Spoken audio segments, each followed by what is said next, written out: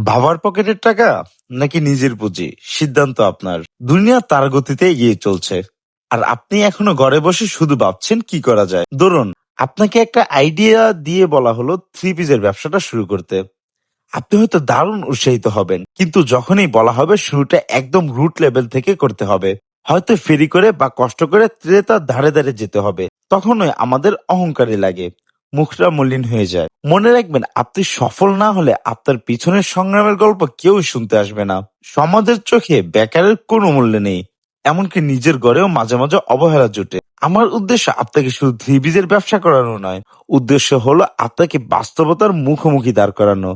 আপনি প্রতিদিন বেকারত্বের অজুহাতে বাবার পকেট থেকে যে টাকাটা নিচ্ছেন, একটু ভেবে দেখেছেন কি ওই সামান্য টাকাটাই কিন্তু আরেকজন উদ্যোক্তার ব্যবসার আসল পুঁজি। সেই পুঁজি কাটিয়ে কেউ স্বাবলম্বী হচ্ছে। তাই অন্যের উপর নির্ভরশীলতা কমিয়ে অলসতা ঝেড়ে ফেলুন, পরিশ্রমী হন, নিজের পায়ে নিজে দাঁড়াতে শিখুন।